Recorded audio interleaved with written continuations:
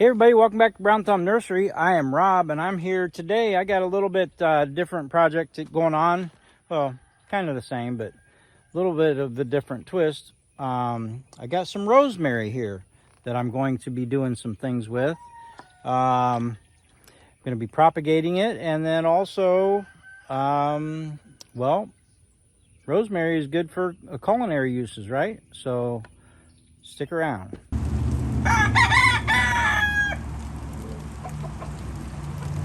Here we have, I have a few branches, and I just have them soaking in a bucket of water over here so they stay hydrated. And that's kind of an important thing if you're taking cuttings, especially in this 100-degree weather heat.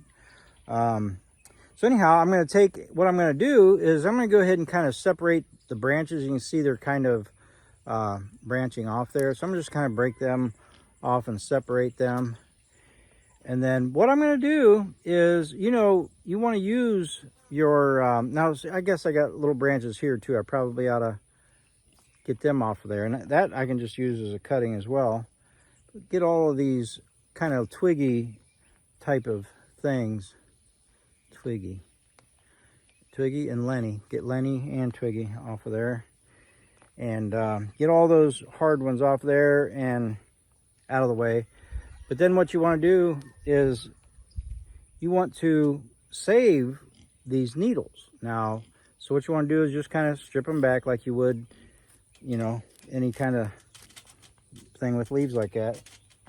And then I have prepared a plate to save those. Now, I already washed these. I've washed this whole thing, rinsed them out really good. So the needles are all nice and clean, ready to dehydrate or chop up to use fresh. Anyhow, so I'm going to take a few more of these. I'm not taking the very tips off. I'm leaving those, and I'll talk about that in a minute. So I'm just going to go ahead and strip some. Whoops, I broke the tips of that one. Set these aside. And it's going to take, going to be quite a few cuttings, it looks like. But so let me just kind of start here. Oh man, this stuff smells so good. So.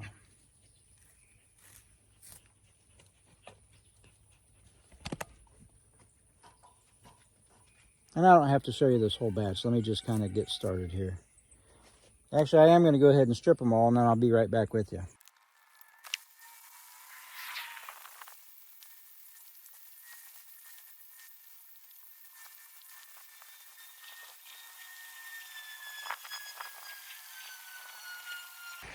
Okay, so I got a plate, pretty nice little harvest of some rosemary, and I'm going to just take this inside, and I've put a label with it so that we don't forget what it is, and if Deb sees it in there, she can just pick it up and she'll know what to do with it. She'll either put it in the dehydrator, or I think I'm going to use a little bit of it in tomorrow's breakfast, just fresh. All right, so I went ahead and put the those cuttings back in this bucket here of water so that they stay hydrated. That's important, very important. Always keep your cuttings hydrated. So now what I'm going to do is go ahead, and I've got this 50 plug tray, and I'm going to go ahead and fill it up with my potting soil. My pine fines is what I'm using. Oh, you can't see. Now you can see.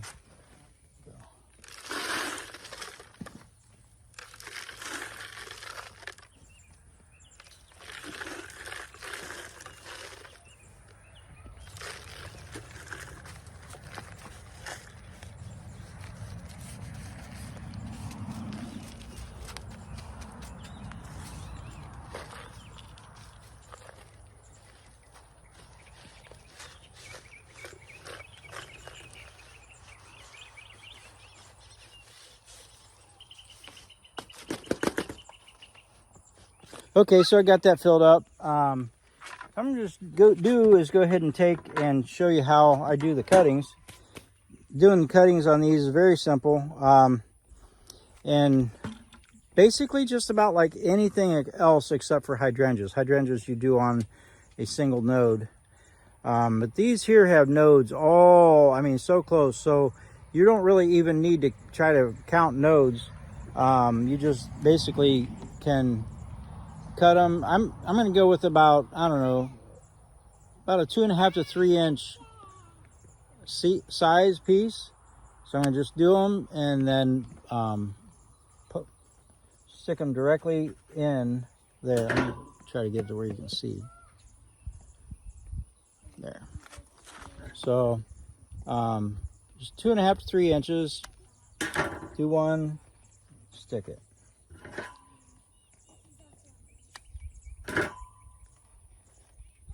And then the top, you saw that I left the top leaves on there, and then it's a little bit more tender and flexible, and so it will. I always leave those on just about everything I do. I go ahead and leave the top leaves on, and sometimes I'll like trim them into little, you know, smaller, but those are already pretty small. So anyhow, I'm just going to stick that as well. So that'll be a good cutting. Now this bottom here, you see where I ripped it off of the thing. That would be okay to root, but it'd be hard to stick in. So, you know what? Let me just go ahead and try sticking it in there and see how it sticks. Sometimes those angled pieces are kind of difficult. Let me try. Oh yeah, it did fine. So you can kind of see the size I'm going with. Just, you know. These will shoot out new from all of these different nodes here that I took those leaves off. Those are still active nodes, and they will shoot out whatever they need. Roots, if they're in the ground, they'll shoot out roots. If they're above ground, they'll shoot out leaves again, or new branches. So now I imagine you probably could go ahead and just leave those leaves. The only issue I would be concerned about would be the dehydration of it. Is it going to pull too much hydration out of the plant and not be able to root? So that'd be my issue. Maybe, well, I already stripped them all off, so it'd be hard for me to try it now. But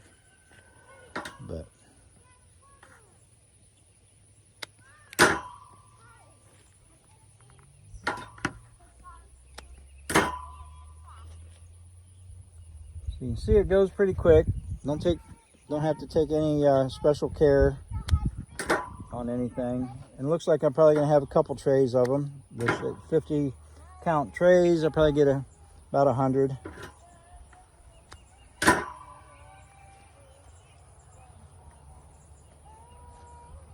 And these, I did these before, I don't know, a year or two ago, and they rooted very easily. No problems. I had no problems at all. Uh-oh. So I had one that kind of, when I stuck it in, it kind of bent. So in this case, I'll take my just pencil or any kind of thing that you can poke a hole, use as like a little dibbler, and kind of stick it in there. See how I missed some of those leaves on that? That's okay. Even in the bottom, even the part that's going underground, it's not going to hurt a thing. It'll be just fine. Important not to get all stressed out about, oh, am I leaving the right amount? Am I doing this? Am I doing that? Most important thing you do need to be stressed out about is the humidity and hydration. Make sure that you got your cuttings all in the right amount of humidity, and you keep them out of the sunshine. So, but other than that,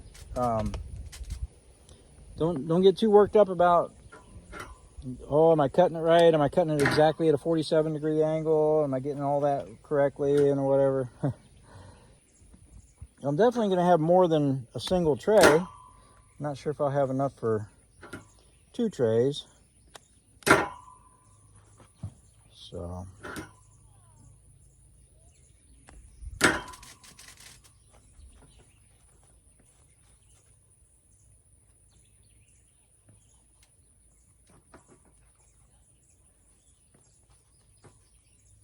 all right, so there's 50 cuttings, just that quick. So yeah,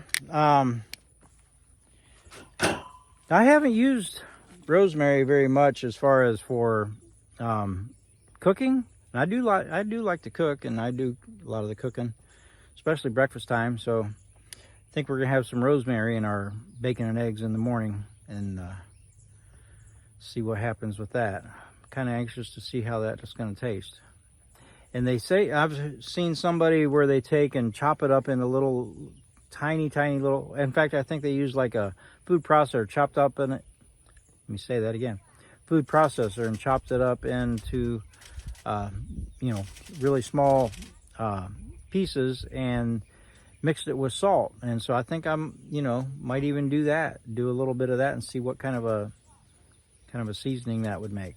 All right, so now the next thing I do, which is, you know, maybe controversial for some people, maybe some people say, oh, you shouldn't do that, or it's a waste of time, and maybe it is. But anyhow, so what I do is I use my slow release fertilizer. When I'm potting everything up, I always use slow release fertilizer, and so I just sprinkle it on very lightly, actually, when I'm doing cuttings. So just very lightly.